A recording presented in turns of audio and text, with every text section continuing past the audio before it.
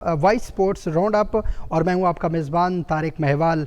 जैसा कि आपको पता है कि पाकिस्तान और उनकी टीम साथ साथ जो आईसीसी T20 वर्ल्ड कप 2022 जो मेला सजा हुआ है ऑस्ट्रेलिया के मुख्तलिफ ग्राउंड में, जो बड़ी टीमें आमने सामने हैं।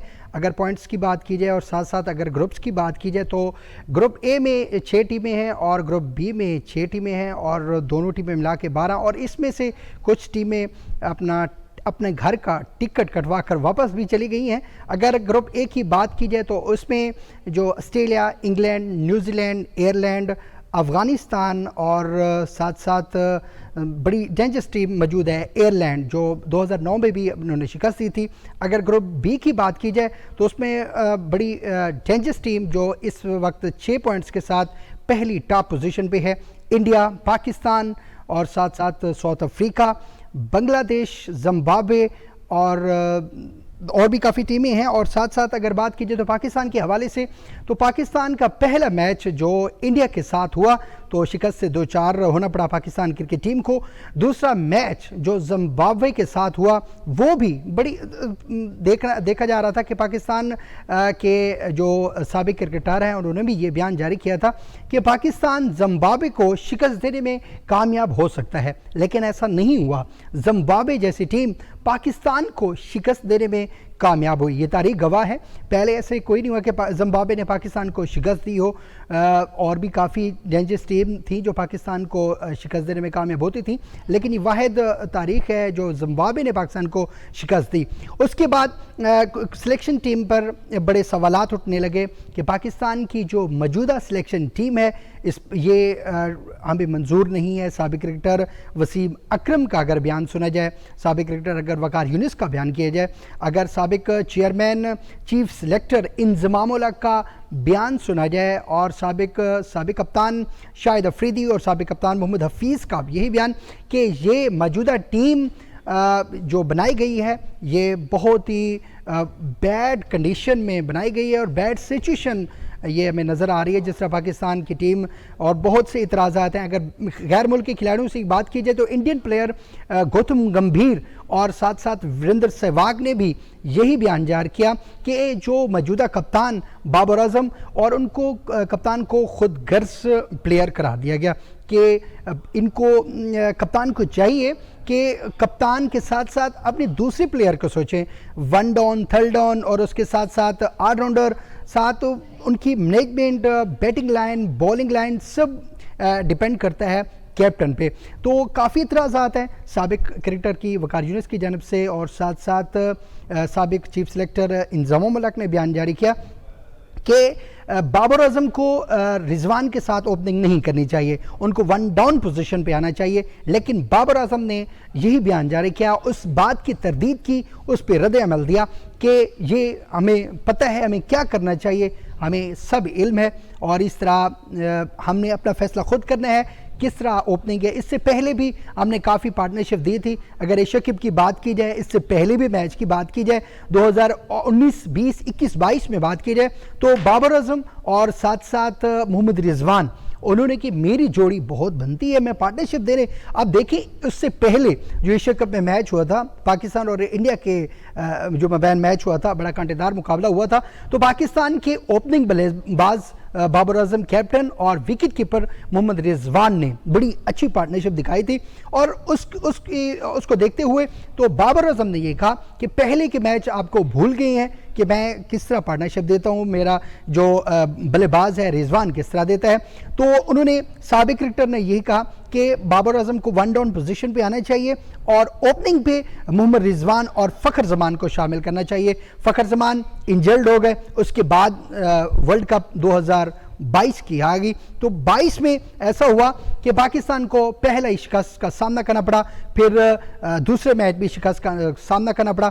तीसरा मैच नीदरलैंड के खिलाफ पाकिस्तान ने अपना जीत पक्की बनाई और साथ साथ रन रेट भी बेहतर बनाया और पहला मैच जीतने के बाद पाकिस्तान के पॉइंट 2 हो गए और उसके साथ साथ +22 पे पहुंच गया। दूसरा मैच जब पाकिस्तान और अफ्रीका के दरमियान मैच हुआ तो पाकिस्तान अफ्रीका कि पहले कंडीशन में लग रहा था कि पाकिस्तान जो कंडीशन जिस कंडीशन में जा रहा है तो पाकिस्तान मैच शिकस्त से दो चार हो सकता है, लेकिन उसके बाद जो जिस प्लेयर पे उंगलियां उठ रही थी उस पे चीफ चेयरमैन भी सिलेक्टर इंजमामुल हक, चीफ साबिक क्रिकेटर वकार यूनिस पे भी यही बयान जारी किया कि मौजूदा जो सिलेक्शन में एक बल्लेबाज इफ्तिखार अहमद हैं, इसकी जगह नहीं बनती, उनको कैसे शामिल किया जा सकता है। लेकिन उस इफ्तिखार अहमद ने ये नामुमकिन को मुमकिन बनाया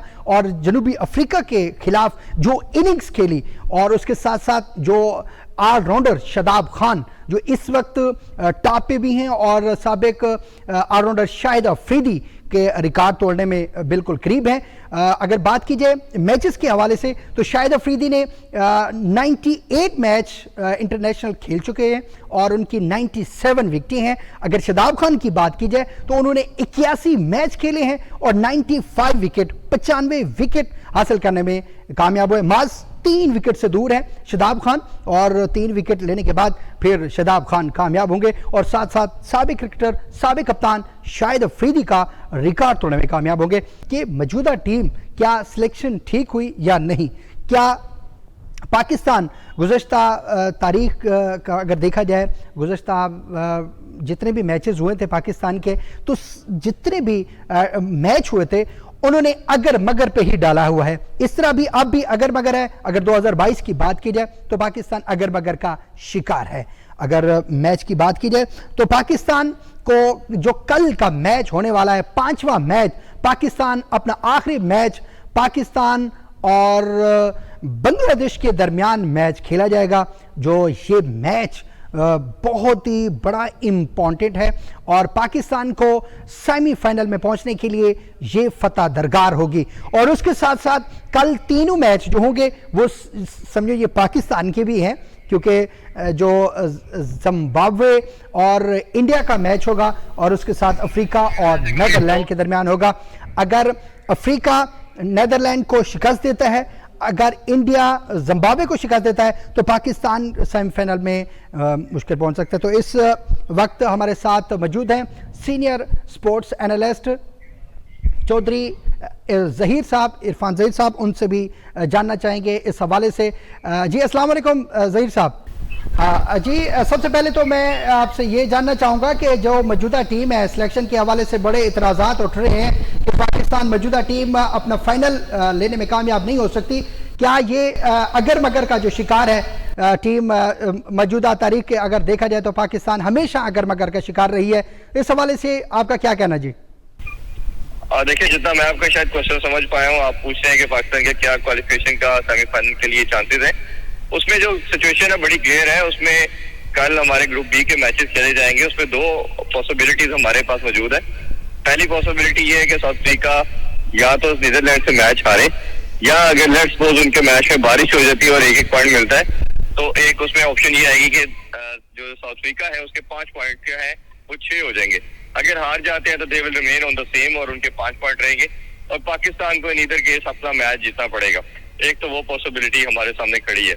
सेकंड, हमारे पास पॉसिबिलिटी ये है कि हम अपना मैच जीतते हैं और भारत जिम्बाब्वे से अपना मैच हार जाता है। तो सेकंड ऑप्शन फिर ये है कि अगर हम वो जीतते हैं तो हमारा और भारत के 6 पॉइंट हो जाएंगे और हमें देखना पड़ेगा कि किसका रन रेट बेहतर है। जिसका रन रेट बेहतर होगा वो सेमीफाइनल के लिए क्वालिफाई कर जाएगी। जिस तरह आज हमने ग्रुप ए के अंदर देखा कि न्यूजीलैंड, इंग्लैंड, ऑस्ट्रेलिया तीनों के 7-7 पॉइंट थे, बट न्यूजीलैंड के और इंग्लैंड के रन रेट बेहतर था, जिसकी वजह से सेमीफाइनल में क्वालिफाई कर गए और वर्ल्ड चैंपियन जो ऑस्ट्रेलिया थी वो इवेंट से बाहर हो चुकी है। तो ये एक बड़ा सिंपल सी क्वेश्चन है। उसमें अब देखना पड़ेगा कि कल हमारे ग्रुप के मैचेस का क्या रिजल्ट आता है और उसके बाद फिर हम देखेंगे कौन सी 4 टीमें, 2 तो फाइनल हो चुकी हैं ग्रुप ए से, कल ग्रुप बी का भी हमारे पास फाइनल डिसीजन आ चुका होगा। हाँ, देखा जाए तो बड़ी 2 टीमें जो ग्रुप बी से ए से पहुंच चुकी हैं, इंग्लैंड और न्यूजीलैंड। अगर बात की जाए तो अच्छा ज़हीर साहब मुझे ये बताएं कि अगर ओपनिंग की बात की जाए तो इतराज़ात उठ रहे हैं कि बाबर आजम को ओपनिंग नहीं करनी चाहिए, उसके साथ साथ या हारिस और रिजवान को ओपनिंग कर आगाज़ करना चाहिए और साथ साथ वन डाउन पे बाबर आजम होना चाहिए। इस हवाले के क्या कहना चाहते हैं? जी बिल्कुल, जब ये परफॉर्म कर भी रहे थे, बाबर आजम फॉर्म में थे और उसके साथ अगर रिजवान भी अच्छा कर रहे थे, तब भी मैं 1 साल 1.5 साल से यही बात कर रहा हूँ अपने हर शो में भी कि इनमें से किसी एक को नीचे आना पड़ेगा। वो राइटली बाबर ही है, क्योंकि रिजवान अगर जरा वन डाउन या मिडिल ऑर्डर में भी आते हैं तो रिजवान बिल्कुल बैठ जाएंगे। उनके पास क्रिकेटिंग शॉट बड़ी लिमिटेड सी है और वो दायरे का इस्तेमाल और मोस्टली रोटेशन ऑफ स्ट्राइक, वो दायरे के बाद उनकी शॉट्स जब कंट्रोल कर ली जाती है, ब्लॉक कर ली जाती है, तो फिर उनके लिए रन करना मुश्किल होता है। बाबर क्योंकि एक कॉम्पैक्ट प्लेयर है, पूरा एक प्रॉपर जिसे कहना चाहिए टेक्निकल साउंड है, तो और ओडीआई में इसी नंबर पे खेलते हैं और लेटर ऑन थोड़ी पावर हिटिंग भी कर सकते हैं, तो इसलिए बाबर को सेक्रीफाइस ये करना पड़ेगा। मेरा ख्याल है इस दोनों में से कोई सेक्रीफाइस करने को तैयार नहीं है, जिसकी वजह से नुकसान पाकिस्तान का हो रहा है। और अब जिस तरह की पहले आपके पास फखर की ऑप्शन मौजूद थी, तभी हम यही कहते थे कि फखर को ओपन आना चाहिए, लेकिन फखर को बली का बकरा बनाया गया और उसको चांस नहीं दिया गया as a opener for last more than 1 year. और अभी हारिस के साथ भी यही है कि लकीली उसके लिए लकीली के लास्ट मैच में जैसे ही रिजवान आउट हुए पहले ओवर के अंदर, तो एज ए ओपनर ही असम हाउ वो आगे और जल्दी पहले ओवर के अंदर ही उनको बैटिंग का चांस मिल गया। और जिस तरह की खूबसूरत उन्होंने हिटिंग की, खासतौर पे स्वीप शॉट देखे, रिवर्स स्वीप देखे, रैप शॉट देखे, जो कि बहुत मुश्किल मानी जाती न्यू बॉल के साथ, बड़ा खूबसूरत इस्तेमाल किया। और हमें ऐसे ग्लिम्पसेस नजर आ रहे थे जैसे एबी डिविलियर शॉट्स खेलते हैं। और मेरा ख्याल है कि ये पूरी पाकिस्तानी टीम के अंदर ये वाहिद कमोडिटी थे, वाहिद प्लेयर है कि जो इस तरह की तमाम शॉट्स की एबिलिटी रखते हैं।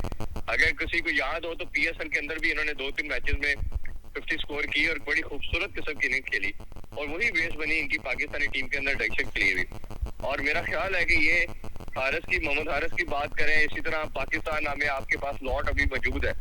जब आप कितने प्लेयरों को 3-3 4-4 साल से रन दे रहे हैं, तो आपके पास कामरान गुलाम मौजूद है, आपके पास अब्दुल्ला शफीक है जो टेक्निकली बड़े साउंड है और T20 क्रिकेट भी खेलते हैं। और इवन ये तीनों प्लेयर ऐसे हैं जो तीनों फॉर्मेट के अंदर पाकिस्तान को बड़ा लंबा सर्व कर सकते हैं। ये आपके फ्यूचर स्टार्स हैं, सिर्फ आपने करना क्या है कि इनको थोड़ा सा ख्याल रखना है, इनको लेके चलना है, इन बच्चों को कॉन्फिडेंस देना है। और ये देखिएगा इंशाल्लाह वो वक्त दूर नहीं कि ये लड़के बाबर आजम की तरह आपको बहुत लंबा सर्व भी करके देंगे और बड़ा बैटिंग के अंदर आपको रन भी करके देंगे। तो ये मेरा ख्याल है बोर्ड के ऊपर ऑनर्स आता है कि वो इन लड़कों की किस तरह टेक केयर करते हैं और इनको कैसे लेके चलते हैं। हाँ रहीम साहब, मुझे ये बताएं कि जो गुज़श्ता मैच में जनूबी अफ्रीका के साथ जो प्लेयर्स जिन्होंने मैच का आगाज़ किया था और वो उनके साथ मैच खेले थे, क्या इसमें कोई खिलाड़ियों की रद्द-बदल होनी चाहिए या सेम टीम होनी चाहिए कल के मैच होने का, क्योंकि कल का मैच भी इंपॉर्टेंट है? कोई आपको नजर आ रहा है कोई तब्दीली? हाँ जी बिल्कुल, उसमें बॉलिंग में तो कोई तब्दीली नहीं करनी चाहिए। बहुत शानदार बॉलिंग हो रही है पहले मैच के बाद, जब से आपने वसीम जूनियर को ऐड कर लिया और जिस तरह की खासतौर पे वो डेथ बॉलिंग कर रहे हैं तो बहुत शानदार है। तो उसको तो बॉलिंग लाइनअप तो बिल्कुल आप चेंज नहीं कर सकते। सिर्फ एक ही डिक्शन मैं समझता हूँ कि जो होनी चाहिए वो शान मसूद की है। शान मसूद जो है वो बाबर आजम और रिजवान की तरह स्लो स्ट्राइक रेट के साथ खेलते हैं। इनका भी स्ट्राइक रेट जो है वो 110-15 का है। तो अगर आप एक टीम के अंदर आपके पास 5 या 6 बैट्समैन है, उसमें से 3 एक तरह की स्लो क्रिकेट खेल रहे हैं, तो फिर आपको भी बड़ा टोटल बना नहीं सकते, क्योंकि ये कॉम्बो होता है। नॉर्मली आप देखेंगे तमाम टीम्स के अंदर, तो हर टीम के अंदर अगर लेट्स अज्यूम 6 प्लेयर बैट्समैन खिला के साथ जाया जा रहा है, तो 4 उनके पास तेज खेलने वाले हैं जिनका स्ट्राइक रेट बहुत ज्यादा है। बट कुछ टीम तो 6 के 6 ही पावर हिटर के साथ जा रही है, बट वो भी समहाउ ठीक डिसीजन नहीं होता। एक आधा प्लेयर आपको जरूर रखना चाहिए जो इनिंग्स को बिल्ड करे, एंकर करे, स्टेबिलिटी प्रोवाइड करे। तो मेरा ख्याल है कि ऑलरेडी आपके पास टॉप ऑर्डर में 2 ऐसे बैट्समैन हैं, बाबर और रिजवान, जो जरा स्लो खेलते हैं, तो आप अफोर्ड नहीं कर सकते तीसरा भी इस तरह का बैट्समैन लाना। उसकी प्राइम एग्जांपल हम 2 मैचेस में देख चुके हैं, भारत के अगेंस्ट भी, जिम्बाब्वे के अगेंस्ट भी, उसके बाद भी एक मैच में कि वो स्कोर तो कर रहे हैं बट वो लंबा रन नहीं कर पा रहे, क्योंकि उनके पास पावर हिटिंग की एबिलिटी है नहीं है। और लास्ट डेथ ओवर के अंदर तो टेल एंडर भी हिटिंग कर रहे थे, बट हमने देखा कि शान मसूद जो है वो एक शेल में चले जाते हैं और वो आखिरी ओवरों के अंदर भी सिंगल डबल ले रहे होते हैं, जिससे टीम को कोई फायदा होता नहीं है। तो अगर चेंजिंग का जैसे क्वेश्चन पूछा तो इनकी जगह बनती है और डेफिनेटली आप रिप्लेस कर सकते हो। उसमें फिर अब मेरा वोट जाएगा असफ अली के साथ, जो कि अभी इस वर्ल्ड कप के अंदर सिर्फ एक मैच खेले हैं, क्योंकि फखर तो ऑलरेडी इंजरी की वजह से वर्ल्ड कप से बाहर हो चुके हैं। तो आप आसिफ अली को चांस दे सकते हो, क्योंकि आपको लेट मिडल ऑर्डर के अंदर, लो मिडल ऑर्डर के कोई आपके पास बड़ा पावर हिटर नहीं है। तो अगर आसिफ अली होते हैं तो एक आपके पास चांस होता है, आउटसाइड चांस, कि अगर उनकी हिटिंग लग जाए तो पाकिस्तान किसी भी सिचुएशन में कम बैक कर सकता है। और एक बड़े छक्के लगाने वाला आपके पास एक ही बैट्समैन है, क्योंकि बाकी जितने बैट्समैन है वो एक सर्टन उनकी पावर हिटिंग की एबिलिटी है। आसिफ एक वाइल्ड बैट्समैन है जो लंबे छक्के लगा सकता है, और जिस तरह की बाउंड्री की डायमेंशन है ऑस्ट्रेलिया के अंदर वो काफी लंबी है, तो आपके पास ऐसा बैटर जरूर होना चाहिए जो पावर हिटिंग कर सकता है। और प्लस जिस तरह का पेस है, अगर आप बांग्लादेश के बॉलिंग लाइनअप को देखें तो मेरा ख्याल है आसिफ को वो सूट भी करता है। तो इन सारी रीजन को मेरे नजर में देखते हुए सिर्फ एक चेंजिंग रिक्वायर्ड है, वो आपका शान मसूद की जगह आसिफ अली बनती है। हाँ बिल्कुल, ये भी चांस है, लेकिन देखा जाए तो आसिफ अली की कोई कारकर्दगी नहीं रही। अगर गुज़श्ता मैचों की अगर बात की जाए तो उसके बाद उन्होंने कोई ऐसा हिटर नहीं किया, 15, 20 या 5 या 30 से तो ऊपर गए नहीं, तो कैसे वो मुमकिन हो सकता है कि कल के मैच में वो अगर वो हिटर कामयाब। पर क्या है, आसिफ अली आते हैं छठे नंबर पे। जब छठे नंबर पे एक बैटर आता है तो उसको नॉर्मली 5, 6, 7, 10 से ज्यादा बॉलें कभी किसी मैच में नहीं मिलती। जब उस पोजीशन पे बंदा आएगा तो उसको उसका टारगेट जब डगआउट से भेजा जाता है वो यही होता है कि आपने 7-8 बॉलों में 25-30 बनाना है। जब इंटरनेशनल क्रिकेट के अंदर आप हर बॉल पे छक्का लगाने के लिए जाते हैं तो हर बॉल पे बाउंड्री नहीं लगती, और अपोजिशन भी ऑब्वियसली आपके पास डिफरेंट प्लान से आती है और आपके पास पॉसिबिलिटी आउट करने की भी ज्यादा होती है। यही वजह है कि आसिफ अली या इस तरह के प्लेयर जो बिल्कुल लेट मिडिल ऑर्डर में आते हैं ये हर मैच में सक्सेसफुल नहीं होते, बट ये कभी जब हो जाते हैं तो फिर ये गेम अवे भी ले जाते हैं। मैं आपकी इस बात से जरूर एग्री करता हूँ कि इनको थोड़ा ज्यादा कंसिस्टेंट बेसिस के ऊपर परफॉर्म करना चाहिए, क्योंकि जितना ज्यादा परफॉर्म करेंगे उतना उनके लिए भी अच्छा, टीम के लिए भी अच्छा है। बट अनफॉर्चुनेटली जिस तरह किसी दौर के अंदर रजाक हमारे पास फिनिशर थे, तो उस तरह का भी कोई बाद में इस नंबर पे ऐसा बैट्समैन रिलायबल आया नहीं कि जो इस पोजीशन पे आके मैच को फिनिश करके जाए। बट समहाउ जो अभी आपके पास गिवन लॉट है उनके अंदर तो यही आपके पास ऑप्शन है, और मेरा ख्याल है खुशदिल बिल्कुल भी नहीं खेले हुए, उनको आप चांस नहीं दे सकते इस नंबर पे। हैदर की भी शॉर्ट सिलेक्शन, हैदर को आपने 3 मैचेस में रन दे दिया, हैदर की शॉर्ट सिलेक्शन आपके सामने है, वो तो 5वें 6ठे नंबर पे आके तो बिल्कुल ही उनको बैटिंग करने भूल जाते हैं। लेकिन क्योंकि उन्होंने शुरू से अपनी बैटिंग तीसरे या चौथे नंबर पे, और PSL में तो इवन ओपनिंग भी करते हैं वो, तो वो बिल्कुल नहीं बनते। तो अगेन आपने 3-4 ओपनर खिला के क्या करना है, सारे Babar Rizwan opener, Mohammad Haris opener, Shan Masood opener, तो आपका नंबर जो फंस रहा है नीचे वो मिडिल ऑर्डर का फंस रहा है, क्योंकि आपके सेंटर में आके चौथे नंबर पे इफ्तिखार परफॉर्म कर रहा है, शादाब को आपने ऊपर भेजना शुरू कर दिया। अब आपको प्रॉब्लम आ रही है छठे या 7वें पे, कैसा बैट, क्योंकि नवाज छठे पे आ रहा है, 7वें में भी समहाउ आपको जरूरत पड़ेगी। एक ऐसा प्लेयर अगर आपको 10 गेंदों पे 30 करना, 20 करना है, कुछ ऐसा सिचुएशन बन जाती है, क्वेश्चन आ जाती है, चाहे पहले बैटिंग कर रहे हैं या बाद में कर रहे हैं, तो एक आपके पास आउटसाइड चांस है कि ऐसे बैटर को आप भेजे जो आके हिटिंग करे, क्योंकि आप शान मसूद से नहीं एक्सपेक्ट कर सकते कि आपको 10 बॉलों पे 20-25 करके देगा। उन्होंने इसी तरह की क्रिकेट खेलनी है, 10 बॉलों पे 12, 15 पे 18, वो पाकिस्तान को बहुत ज्यादा बेनिफिट देने नहीं वाली। तो मेरा ख्याल है कि इन दीज गिवन सर्कमस्टांसेस आपको उनकी जगह पे आसिफ अली के साथ ही जाना चाहिए। साहब मुझे ये बताएं कि ये फैसला कैप्टन का अच्छा है कि जो ऊपर खिला रहे हैं शादाब खान को। जी बिल्कुल, उसमें 2 रीजन है ना आपकी। एक तो जब ओपोनेंट आपके जिनके पास स्पिनिंग डिपार्टमेंट अच्छा है उसलिए भी आप देखते हैं कि शादाब को भेजा जा रहा है, क्योंकि शादाब स्पिन को बहुत अच्छा खेलते हैं। बट शादाब की जो साउथ अफ्रीका के अगेंस्ट इनिंग थी उसमें स्पिन के साथ साथ उसने बहुत खूबसूरत पावर हिटिंग की फास्ट बॉलर को भी, खासतौर पे नगीडी को, नोकी को, जिस तरह की उन्होंने पावर हिटिंग की और छक्के लगाए, वो उन्होंने प्रूव किया कि not only for the spinner he can play for the fast bowler as well. तो फास्ट बॉलर को भी हमने देखा बड़ी क्लासिक किस्म की उन्होंने हिटिंग की। तो ये एक अच्छी साइन है उनके लिए भी और पाकिस्तान टीम के लिए भी कि मिडिल ऑर्डर में अगर जहां पाकिस्तानी टीम को जरूरत हो तो उनको भेजा जा सकता है, और वो फिर रन भी करके दे रहे हैं। और उनका एक कॉम्बो जो बन रहा है इफ्तिखार के साथ और फिर लेटर और नवाज के साथ, ये एक बड़ा हेल्दी साइन है। तो ये इस तरह का आपको बिल्कुल चाहिए, क्योंकि T20 क्रिकेट जो है, मॉडर्न क्रिकेट अब बिल्कुल इंटायरली चेंज हो गई है। अब एक 40-50 की क्रिकेट नहीं रही, अब तो टीमें इवन 200 की ट्राई करती है। बट अब यू नो कि ऑस्ट्रेलिया की ग्राउंड बड़ी है, 200 तो होना हर मैच में पॉसिबल नहीं होता, बट सेफ टोटल या अच्छा टोटल जिसे माना जाता है वो 170-180 तक है। तो वो तब भी पॉसिबल है कि आपके बैट्समैन का स्ट्राइक रेट 170-180 के दरमियान रहेगा। अगर एक 10-15 की क्रिकेट आप खेलेंगे स्ट्राइक रेट के साथ तो फिर आप 150 या मैक्सिमम 160 तक कर पाएंगे, जो फाइटिंग टोटल तो कह सकते हैं बट विनिंग टोटल नहीं आप कह सकते। तो इसलिए मेरा ख्याल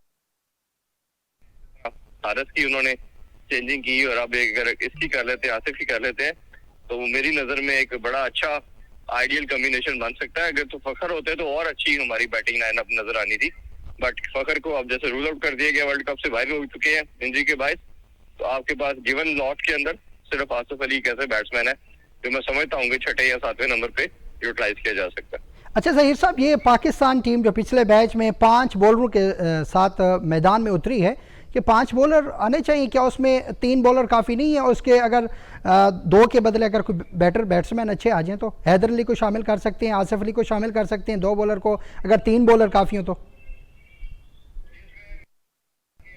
जो टीम है उसमें कॉम्बिनेशन बनता है इस तरह है ना, अब नवाज को आप टोटल 4 ओवर पर रिलाई नहीं कर सकते, क्योंकि हमने देखा कि नवाज पे अटैक होता है तो वो थोड़ा सा फिर ज्यादा रन भी कंसीड कर रहे हैं। तो आप नवाज को बाहर भी नहीं कर सकते कि नवाज कुछ दिल शाह या आसिफ अली से बेहतर परफॉर्म भी कर रहे हैं बैटिंग के अंदर। तो नवाज ने आपको बैटिंग में कुछ मैचेस जिताए भी हैं, तो आपको टीम मैनेजमेंट का यही ख्याल है कि हम 5 बैट्समैन और 4 बैट्समैन 2 ऑलराउंडर इस तरह का कॉम्बिनेशन के साथ, 1 ऑलराउंडर और 3 बॉलर के साथ वो जा रहे हैं। तो मेरा ख्याल है ये ठीक कॉम्बिनेशन है, वर्कआउट कर रहा है। और जब से ये कॉम्बिनेशन बना है, आपने देखा कि आपका रन स्कोर करने की एबिलिटी भी बढ़ चुकी है और आप रन भी अच्छे कर रहे हैं और आपकी टीम ने जितना भी शुरू कर दिया। तो ये सारी सर्कमस्टांसेस को देखते हुए ये सब कॉम्बिनेशन ठीक है। सिर्फ इसमें जैसे मैंने कहा कि एक की गुंजाइश है, हाँ जी, वो आप कर सकते हो कि शान मसूद के को रिप्लेस करके आप आसिफ अली को न कर सकते हो, बट मुश्किल लग रहा है क्योंकि मैनेजमेंट जो है वो मोस्टली होता यही है कि जो टीम मैच जीती होती है उसी कॉम्बो को वो फाइनलाइज करना चाहते हैं और उसी के साथ ही अगले मैच में नॉर्मली उतरते हैं।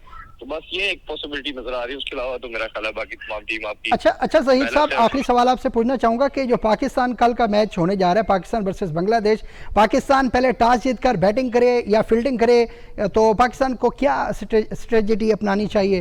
क्या उसके बाद कोई रद्दोबदल या पहले बैटिंग करनी चाहिए? कितने रन बनाने चाहिए? क्योंकि अगर बात की जाए गुज़श्ता मैचों की तरह, तो बांग्लादेश ने भी काफ़ी परेशान किया पाकिस्तान को। देखिए बड़ा उसमें सिंपल है, अगर आप टॉस जीतते हैं तो simply you have to go for the batting. आप बैटिंग करें, बड़ा टोटल लगाए, क्योंकि ऑस्ट्रेलिया की कंडीशन बाकी दुनिया की तमाम क्रिकेट से जो ग्राउंड्स है उनसे डिफरेंट है। इधर आपकी डायमेंशन बॉर्डरिंग भी बड़ी है, इधर चेस करना मुश्किल होता है। तो बाकी कंट्रीज के अंदर तो चेस करना आसान रहता है T20 के अंदर, बट ऑस्ट्रेलिया में ऐसा नहीं है। और इसलिए आपको यही है कि आपको सिंपल मेथड अपना रखना पड़ेगा। शुरू में पावर प्ले का यूटिलाइजेशन अच्छा करें, कोशिश करें कि पावर प्ले के अंदर किसी तरह 55, 60 या उससे प्लस रन हो जाए तो एक बोनस होगा, क्योंकि नॉर्मली हम पावर प्ले में मैच हार जाते हैं, हम 20-25 रन कम बनाते हैं जो कि टोटल में ऐड ऑन नहीं हो पाते। वो करना है। और जो सेफ टोटल का क्वेश्चन पूछा आपने, safe total I think so कि जो विनिंग टोटल है वो 170 उससे प्लस है। और जिस तरह की हमारी बॉलिंग लाइनअप है, दुनिया की सबसे बेस्ट बॉलिंग लाइनअप है, वो कोई भी टीम हो, पोजीशन हो, इतना टोटल बहुत रेयर है कोई चेज कर पाएगी। और जो बैटिंग देखा जाए बांग्लादेश की, तो बहुत एक्स्ट्रा ऑर्डिनरी किस्म की बैटिंग लाइनअप नहीं है। सिर्फ लिटन दास एक ऐसे बैट्समैन है जो एक अच्छी फॉर्म में है, बाकी जो टीम है वो शायद समहाउ उस तरह की नहीं परफॉर्मेंस दे रही। तो मेरा ख्याल है कि 160, 170 170 हो जाए तो बहुत ही विनिंग टोटल है, बट 160 को भी अच्छा कंसीडर किया जा सकता है। हाँ बिल्कुल, बहुत शुक्रिया ज़हीर साहब, वक्त देने का आपका बहुत शुक्रिया।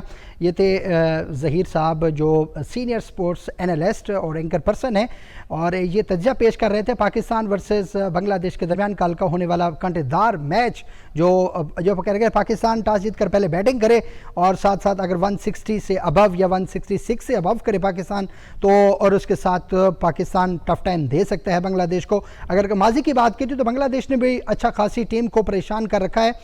बहुत से बड़े मैच थे जो बांग्लादेश ने शिकस्त का बड़ी टीमों को हराया है। अगर इंडिया की बात की जाए, न्यूजीलैंड की बात की जाए, इंग्लैंड की बात की जाए और साथ पाकिस्तान की बात की जाए, तो बड़ा टफ टाइम देती है। तो कल का मैच देखते हैं कि पाकिस्तान टॉस जीतकर पहले बैटिंग करता है या फील्डिंग, और उसके बाद गुज़श्ता मैच जो पाकिस्तान वर्सेस अफ्रीका के दरमियान हुआ था, जो बड़ी कमाल की इनिंग्स खेलने में कामयाब हुए थे इफ्तिखार अहमद और साथ साथ शादाब खान ऑलराउंडर, जिन्होंने 22 गेंदों पर 55 रन्स की शानदार इनिंग्स खेली और पाकिस्तान का स्कोर 186 तक पहुंचा दिया। और उसके साथ साउथ अफ्रीका के आगे जो पाकिस्तान के प्लेयर थे वो भी चौकन्ना हो गए, क्योंकि किसी भी टीम में या कोई एक टीम कॉम्बिनेशन में चलती है कि एक बैट्समैन होता है, एक बॉलर होता है। बैट्समैन रन्स बना के देता है और बॉलर होता है वो अटैकिंग करता है बड़ी टेक्निक के साथ, अपनी टेक्निक इस्तेमाल करता है बॉलिंग की तरफ से, और उसके साथ साथ अपना फेस करता है बैटम। क्योंकि देखिए 120, 130, 140, क्योंकि 220 या 240 तो फास्ट इनिंग्स हो रही हैं। अगर T20 की बात की जाए तो अभी 202 भी रन चेस हो गए हैं, 212 भी हुए थे। तो 120-30 में बात नहीं बनती, 166 या 170 से अबव होना चाहिए। अगर पाकिस्तान पहले बैटिंग करने का फैसला करता है, अगर पाकिस्तान पहले बैटिंग करने का फैसला नहीं करता, फील्डिंग करने का फैसला करता है, तो पाकिस्तान के लिए बड़ा मुफीद साबित होगा। और साथ साथ बांग्लादेश को 140 या 45 तक ही महदूद रखना होगा, नहीं तो बंगाल टाइगर्स के जो बॉलर हैं टेक्निक के साथ, वो महमूदुल्लाह और साथ साथ सादुल्लाह जो तरह बॉलिंग कराता है तो काफ़ी अच्छा खासा परेशान करता है। तो फिल वक्त हमें इजाज़त दीजिए, कल के प्रोग्राम तक कल हाजिर होंगे। कल की ट्रांसमिशन हमारी ख़ास तौर पर होगी, पाकिस्तान और बांग्लादेश के दरमियान बड़ा कांटेदार मुकाबला होने जा रहा है। तो कल तक मुझे इजाज़त दीजिए, अल्लाह हाफ़िज़।